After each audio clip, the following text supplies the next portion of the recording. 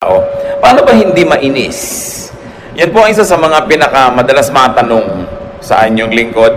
Paano ba maiiwasang mainis sa kabila ng lahat at ng katotohanan na ang dami naman talaga nakakainis? At ang tanong, sino po ang kinakainisan nyo? Na kahit ngayon, katakay lang kanta, pero actually may nakakainisan kayong tao. Pag naaalala nyo o nakita nyo sa uli, may inis na naman kayo. Ang title ng pag-aaral natin ngayon, huwag ka nang mainis sa Kanya. Salamat Panginoon dahil kayo pwede naming tanungin. Maaari kaming lumapit sa inyo at maghanap ng karunungan para i-apply sa pang-araw-araw na buhay namin. Napakalaking sagabal sa aming kabanalan, sa kapayapaan at sa aming kalusugan ang mainis. Kaya itong bagay na ito, Panginoon, turuan niyo po kami. Bigyan niyo kami ng kaliwanagan at ngayon humihingi kami ng kapatawaran sa aming mga kasalanan. We declare to you, Lord, our sinfulness. We come short of your glory. We commit sins. And we omit good things that we should be doing. Patawarin niyo po kami, Lord, and thank you that you remember that we are dust. Fill us with your holiness. Cleanse us with the blood of your Son, Jesus. Make us whole. And now, guide us unto practical wisdom para hindi kami mainis o mabawasan ang pagiging mainisin namin. We ask you to be our speaker. May your voice be king over this gathering. We ask you, Lord, to speak powerfully, majestically, and speak in a way that will heal us. Lead us. In the name of Jesus, your Son, we pray. Amen. Talagang maraming taong nakakainis. Kahit ka pa Kristiyano, kahit ka pa Bible lang Bible, totoo yan. Many people could really be very irritating, annoying, vexing. Genesis 6:5, the Lord saw how bad the people on the earth were, and that everything they thought and planned was evil. Bagong-bago pa lang ang creation, na isa na yan sa mga nakita natin na ang daming naiimbento ng taong mga kabalbalan, kasinungalingan, kasamaan. At dahil doon, nakakainis tuloy sila. O kaya dahil ikaw yung taong maraming kasalanan, nagiging mainisin ka tuloy dahil madali kang mga influensya, madala ng mga damdamin. At talaga rin namang bukod sa maraming nakakainis, marami ring taong sadyang maiinisin. Pero normal lang mainis. Normal in the sense na a big majority of people will always have a tendency na mainis. 1 Kings 19:4, si Elisha, sabi niya, I'm no better off than my ancestors. I might be a prophet, I might be blessed, the Lord might have dealt with me powerfully and used me even mightily, pero hindi rin naman talaga ako nakakaangat o nakahihigit sa aking mga ninuno. Pare-pareho lang kami mga pagkukulang. In Psalm 103:14, God knows we are made of dust. So huwag masyadong ipagtaka kung kayo mainisin. Huwag laging mag-guilty na parang napaka-solo mo na lang yung kasalanan na yon. Kasi talaga namang mas maraming ganun ang kinakawayan. Kung sino man ang kinainisan mo, ang dapat na lang nating isipin, huwag ka nang mainis sa kanya. Kasi nagkakasala ka. So huwag ka na lang mainis. Dahil ikaw yung talo, ikaw yung malulugi, ikaw yung magbabayad. You sin in the process. Kasi pag naiinis tayo, may nagagawa tayong hindi maganda, may nasasabi o naiisip man lang tayong hindi maganda. At kung minsan may ginagawa pa tayo laban doon sa taong kinakainisan natin, therefore, how can you be sinless when you will always allow yourself na mainis? Huwag ka na lang mainis kasi apektado ka. Apektado ang iyong presyon ng dugo, apektado ang ekspresyon ng iyong muka, ang gana mong kumain, apektado ang iyong trabaho, ang iyong kilos, at syempre, ikaw naman ang mawawalan. You only get affected. Matthew 5:22, but I promise you that if you're angry with someone, you will have to stand trial. If you call someone a fool, you will be taken to court. And if you say that someone is worthless, you will be in danger of the fires of hell. Ang Panginoong Hesus mismo ang may sabi, kung nagagalit ka, at syempre kakambal naman ng inis yung galit, meron ba namang naiinis na hindi nagagalit? It takes a great skill na mainis tapos hindi magalit.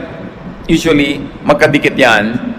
Ikaw na ngayon na nagkakasala, ikaw na ngayon yung nagkakaroon ng atraso sa langit, ikaw na ngayon ang malulugi. Kaya huwag ka na mainis kasi talo ka. Ang mainis, talo.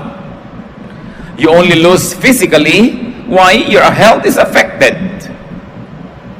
You only lose mentally because instead of focusing on fruitful thoughts, you begin to dwell on sometimes even destructive thoughts.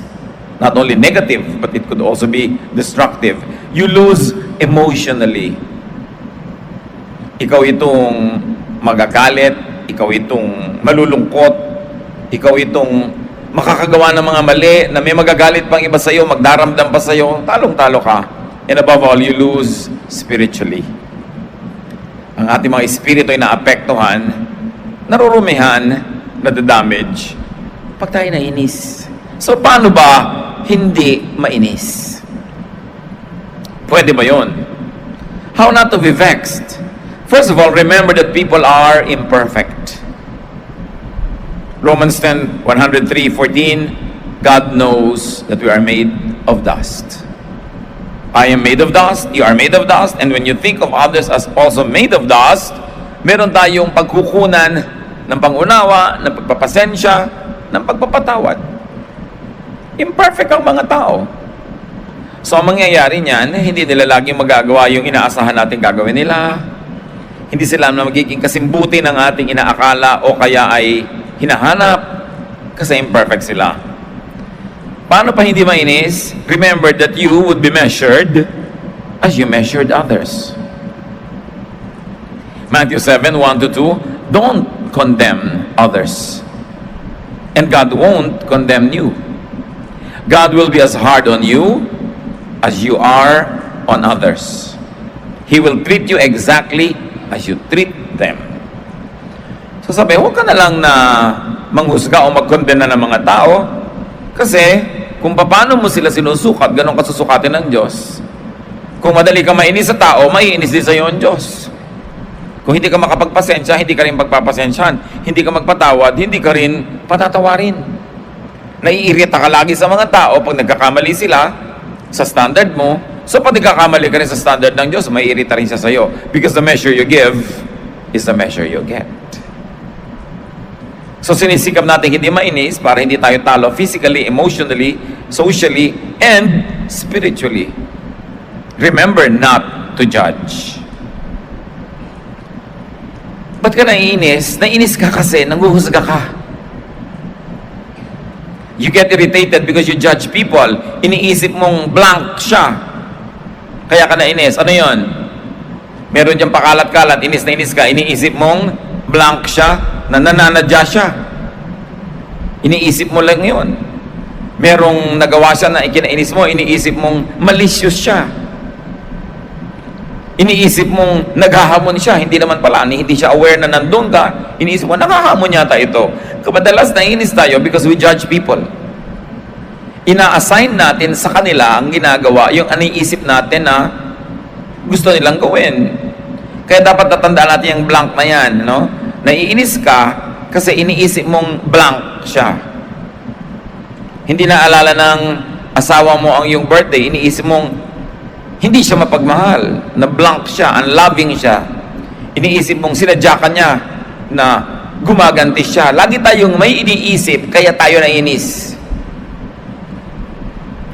You presume that people annoy you intentionally, that they are malicious by intent, or that they challenge you.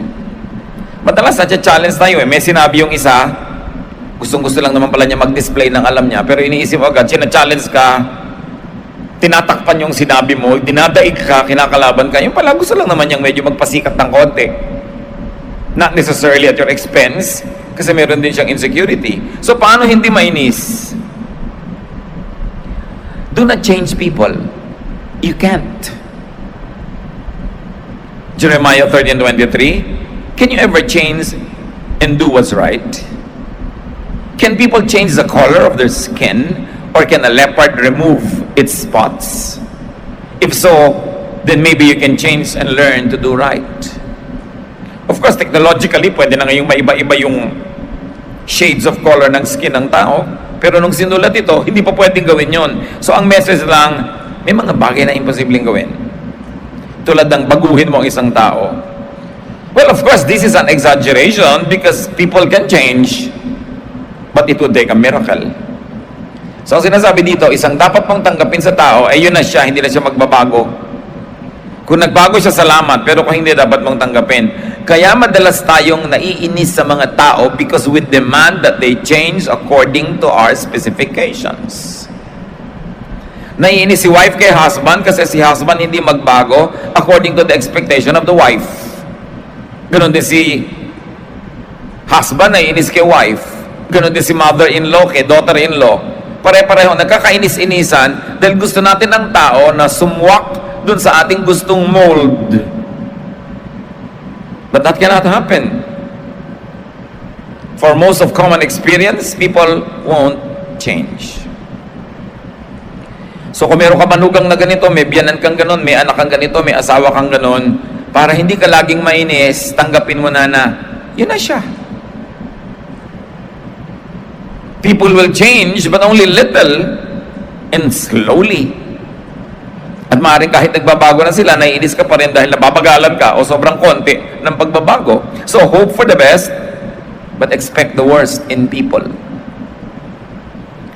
When you hope for the best, you're positive, you're supportive, you're cheerful. But when you also expect the worst, you're ready. Pag nabigo ka, nainis ka, may paglalagyan ka na. Alam niyo, mahalaga sa buhay, may paglagyan lang. Pag sinabi mong, well, 80% of people will probably like me, 10 will hate me, 10 will love me very intensely. So pag may nag-hate sa'yo, sabi mo, isa na yun sa 10%. May pinaglagyan ka na, tatahimik ang loob mo. Dapat may paglagyan. At dapat mong paglagyan na ang mga tao will disappoint you. Sinasadya man nila o hindi. Na ang mga tao will be selfish. We are wired to be selfish so that we will preserve our lives. So pag ang tao nagiging selfish, well, naturally, nature wired people to be selfish so that they will survive. They will take care of their life. At pagka nagkagip yan, they will take care of their life more than your life. Sinadya ng kalikasan na ipoprotect mo ang sarili mo para ma-preserve mo ang sarili mo at yung species where you belong. Pagka may pinaglagyan tayo nun, nababawasan ang inis. Pag sinabi mo na, asawa ko talaga, alam mo, lahi ng mga tamad yan eh. Tamad yung tatay niya, tamad yung nanay niya. So pag tatamad-tamad, sabi mo, there goes the genes, umandar, may pinaglagyan ka. May mga lahi naman talaga, mga lahi ng tamada. May mga lahi na OC. May mga lahi na mga salaula. May mga lahing malilinis. So, kung hindi mo matatanggap yun, huwag mo pakasalan. Sabi mo, girlfriend, boyfriend, punta naman tayo sa bahay nyo, magstay tayo doon maghapon. Tingnan mo kung magugusto mo yung kostumbre. Kasi kadalasan, kung ano yung pamilya niya, magiging ganon din siya. Although may mga shining examples na nagiging ibang-iba, pero exemption yun. Kung gusto mong malaman kung ano magiging itsura ng girlfriend mo pag matanda na siya, tingnan mo yung nanay ngayon. Saan pa siya kukuha ng mukha? Di ba? Nasa lahi lang yan, lahi-lahi. So pag sabi mo, there goes the lahi, there goes the dugo, there goes the genes, papayapa ka na, hindi mo na nilalabanan yung agos. To avoid getting angry at people, accept that they are imperfect. Inspire them, help them, pray for them to be better. But accept that they are imperfect. That they have a fallen nature. Na talagang tayo ipinanganak sa pagkakasala. That they probably won't change for the better. Kaya nga ang pagpapakasal, pagtanggap eh. Tinatanggap mo ang tao, hindi for what the person can become, but for what the person already is. Kaya nga sinasabi, for better or for worse. Maging better man yan, maging worse man, tanggap mo na. To avoid getting angry at people, accept them. Sa mga may asawa sa inyo, gusto ko itanong, sa puntong ito ng inyong pagiging may asawa, natanggap nyo na ba ang asawa nyo? O itinatanggi-tanggi pa ninyo na ayaw ko sa kanya, ayaw ko ng ugali nito, ayaw ko ng ganon, ayaw ko ng ganon. Habang buhay na lang kayong merong tunggali, natanggap nyo na ba? Lalong-lalo naman yung mga magulang. Natanggap nyo na ba, mga anak nyo, na ganyan talaga? Yun ang anak nyo. Kung kayong magulang, ang kauna-unahang hindi tatanggap sa anak nyo, sino pang inaasahan yung tatanggap dyan? Natanggap nyo na ba ang inyong mga sarili? Na yes, meron akong katangian, pero meron akong kapintasan. I'll do my best with God's help. But knowing that the leopard cannot change its spots, I will still accept myself, though I fail by my own standards. Kasi baka gumagawa ka ng stand na pang iba, standard, hindi pang sa'yo. This is probably Jesus' secret. Why He loved everybody. Because He accepted everybody. O ganito ka, sige, acceptin kita. Nakakainit naman talaga ng ulo yung mga disciples niya. Di ba kakasabi lang, nalimutan na naman, mali na naman, mali application. Sabi nila, ay, lako, how long will I be with this generation? Pero love pa rin siya ng love. Do not wait for people to change. You'll wait in vain. Or, you'll wait a long time kung magbabago man siya. Dapat pag ang tao nagbago according to what you like, bonus na lang. Pero hindi man magbago, yun na yung price nyo, tanggapin nyo na. So don't hold your breath waiting for people to change. Continue living. Enjoy as much as you can. And just take people as you find them. Now, because they won't change, do something more doable. You change. Hindi mo nang pwedeng kontrolin yung iba, pero ikaw, mas may control sa sarili mo. You change your interpretation of what they do. Halimbawa, ting umaga, may kapitbahay kayong kanta ng kanta, nagigising ka, nananadya talaga to, talagang ignorant itong kapitbahay ko, talagang tagabundok ang ugali nito. Mainis ka na, pero pag sinabi mong, ang dami siguro niyang problema, sa pagkanta na lang nakakahinga-hinga, baka mamaya padalan mo pa ng ulam. Kung hindi sila nagbabago, ikaw magbago ng pananaw. Change your point of view. Pag masyado tayong defensive, nagiging mainisin tayo eh. Pero pag mas loving ka, hindi ka insecure, hindi mo iniisip na lagi kang sinasadya, kinakawawa, iniisip mo, siguro siya ang kawawa, siguro may kailangan siya. Bakit yung magsasalita na lang ako, kinakat ako nitong tao na to, well, siguro kailangan niya maging star. Baka hindi siya naging star ever, so sige, ikaw na yung star. Pwede mong pagbigyan. Bakit yung may maganda akong damit, naiinis tong kumari ko, so siguro na iinggit siya sa'yo. So sabihin mong, well, papangitan ko na lang konti para huwag siya ma-insecure. Total, hindi naman ako mag-iiba kung mag-a-adjust ako ng konti. Pero kasi naiinggit siya sa akin, lalo ko siyang iinggitin, ano mangyayari sa buhay niyo? Change the way you think. Then you could be in control. At least yung pag-iisip nyo, kapatid, kaya nyo kontrolin. Yung pag-iisip ng kapwa nyo, hindi nyo kayang kontrolin. So do what is doable, and do not do the impossible. You could avoid getting annoyed and vexed and stressed, inis and angry just by changing the way you think. Pag meron ang ingay-ingay, nagising ka, iniisip mo talagang walang modo to. Pero pwede mo rin isiping, kawawa naman siya, lumaki yata, walang turo na magulang. Buti pa ako, alam ko yung tama, siya hindi niya alam. So anong gagawin ko? E di, pagpapasensyahan ko siya kasi ako yung mas maraming alam eh. Romans 12:2, don't be like the people of this world, but let God change the way you think. Then you will know how to do everything that is good and pleasing to Him. So it's all about the way you think. What is the way and how is the way you think about your mother, your father? Pag utos ng utos sa iyong nanay mo, inisip mo, pala utos lang na ito, nakakainis. Or, baka hindi naman niya ako talaga gustong utusan, pero utos siya ng utos para huwag akong lumayo, kasi gusto niya akong kasama. Alam niyo ba na maraming magulang utos ng utos, pero gusto lang kasi nandun ka. Kasi pag umalis ka, baka kanya hanap-hanapin, so lagi kang inuutusan. Although meron talaga mga nanay, din pala utos talaga. Pero, marami ka naman pwedeng isipin, ba't hindi mo nalang isipin yung hindi nakakainis? Bakit ang isipin mo yung nakakainis, mainis ka tuloy? You can create your own reality. In fact, kahit nakakainis talaga yung tao, pag inisip mong hindi siya nakakainis, hindi ka nainis. Kahit nakakainis siya talaga. Ano bang mahalaga? Kung ano siya o kung ano yung nararamdaman mo?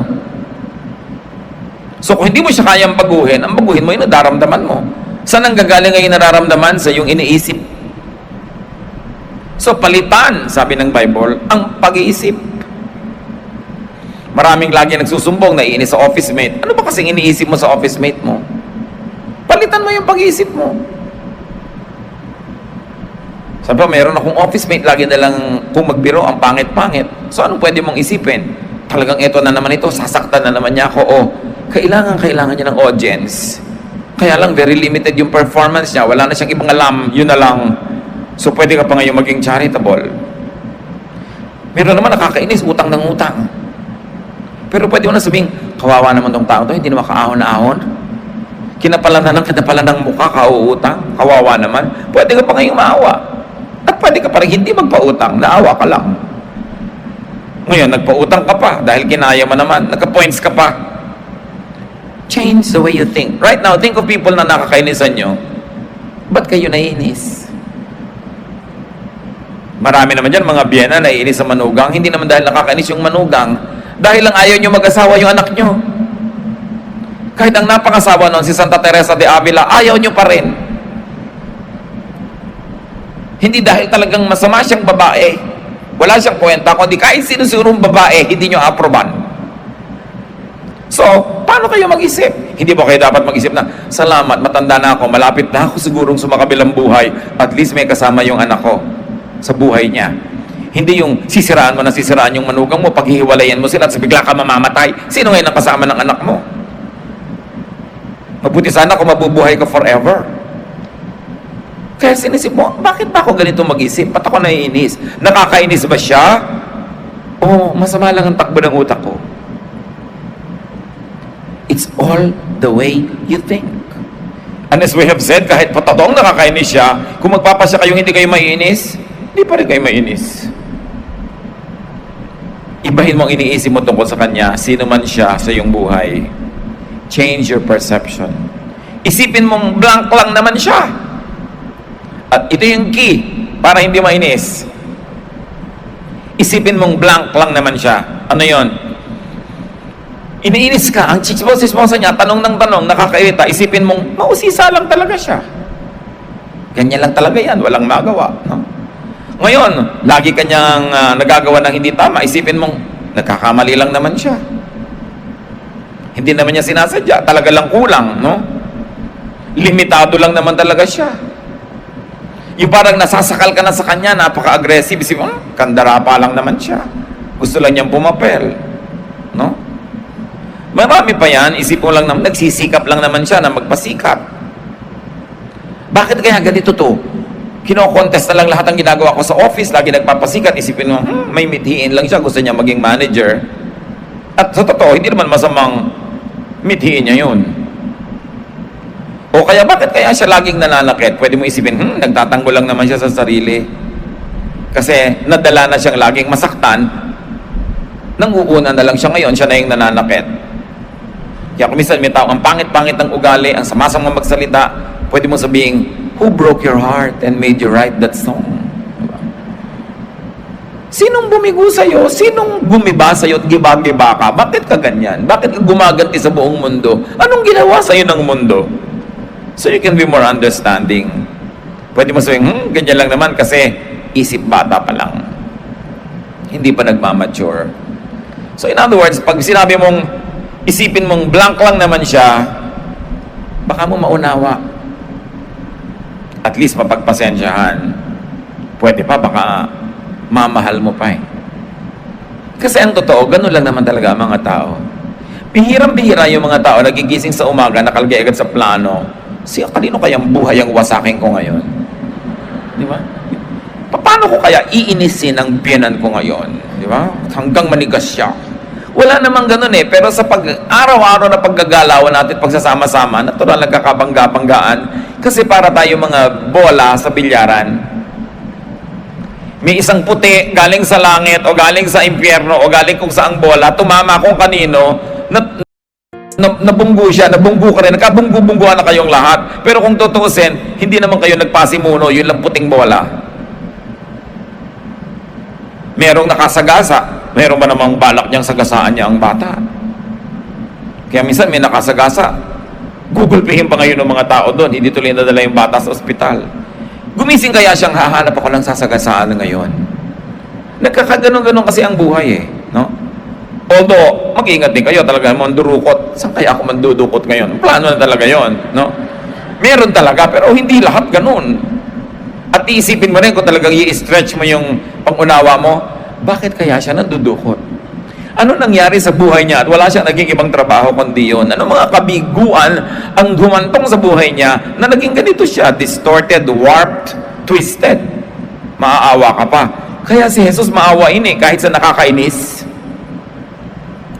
Kasi malalim ang pinagkukunan niya ng pangunawa doon sa tao. So just think of whoever ang kinakainisan niyo as curious, as mistaken, maybe limited or just overeager, insecure perhaps, trying hard, o meron lang siyang goal, kaya ka natatapakan, may gusto siyang abutin, pakalat-kalat ka kasi, kung hindi ka nakakalat dyan, hindi ka niya matatapakan. Defensive lang siguro siya or immature. Then you will find space in your heart to accommodate people, to understand them, to avoid getting angry at them. So, dali na. I-apply agad ang simpleng bagay nito sa mga kinakainisan nyo at i-apply pa ulit-ulit pag paulit-ulit kayong maiinis. Yung ganyan lang naman siya kasi blank lang siya. Nagmamadali lang siya, kaya niya ako natapakan. Diba? May problema lang siya ngayon, kaya absent-mindedly, nabusan niya ako ng kape. Iniwan lang siguro siya ng asawa niya, kaya siya naiinggit sa mga sweethearts. Kaya siya bitter. Kung hindi mo alam, imagine ka ng isang kwentong mahahabag ka sa kanya. Kasi kahit precise yung kwento na yun or not, napalitan yung iniisip mo. Di ba ang mahalaga yung nararamdaman mo? Hindi naman yung reality niya. Kasi yung reality mo, doon ka responsible for yourself and to God. So take good care of your health, your body, your emotion, your spirit. Bakit kayo maglalagay ng lason sa swimming pool na kayo din ang lalangoy? Bakit kayo maglalagay ng lason sa sopas na kayo rin ang kakain? Pero tuwing inapayagan mong mainis ka, nilalason mo ang sarili mong puso. Nilalason mo ang sarili mong buhay, sinisira mo ang sarili mong kalusugan, sinisira mo pa ang spiritualidad mo kasi baka magkaroon ka pa ng kaaway, mananagot ka pa kung lumaon. So lagi na lang natin sabihin, huwag ka na lang mainis sa kanya. Sabihin nyo nga sa katabi nyo, sige na. Sabi naman ng katabi nyo, o sige, hindi na ako mainis sa'yo kasi sa'yo ko inis Di ba?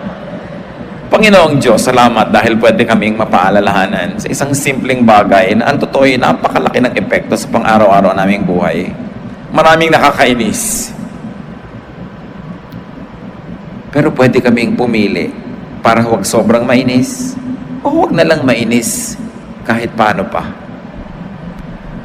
Turuan mo kay Panginoon na maging conscious that we can change the way we think. And it is the way we think that make us angry. Yung paraan, direksyon, korte ng pag-iisip namin ang nang-iinis sa amin. So ang totoo, nasa kalooban namin ng problema, wala sa labas.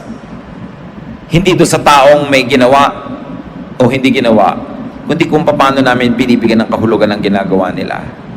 Turuan mo kami, Lord, to discipline our thoughts. Na huwag kami pumayag na hatakin kami ng mga iniisip namin patungo sa pagkakasala, sa paggalit, sa puot, sa away. Kundi hatakin kami ng iniisip namin palapit sa inyo. Doon sa lugar na payapa ang puso namin. Hatakin kami kung saan tahimik, kung saan kami magiging maibigin, mapagpatawad, at tiwasay. The battle is really in the mind, in the spiritual realms. And so teach us, Lord, to win at that level. To win at the level of thought. Na sa isip pa lang, may control na kami. Huwag kaming sumunod sa mga kaisipan na dadalhin kami sa pagiging magagalitin. Turuan niyo po kami, Panginoon, sa aming personal life. To be watchful, to be sensitive, and to reject thoughts that cause us to sin and cause us to displease you. Panandalian tayo magbulay-bulay habang nakayuko sa presensya ng Diyos at patuloy na pakinggan ng udyok ng Espiritu. At nais kong hamunin kayo, alalahanin nyo yung mga tao, top 5 or top 3 people na pinaka-nakakainis sa buhay nyo. Madaling makainis, laging nakakainis.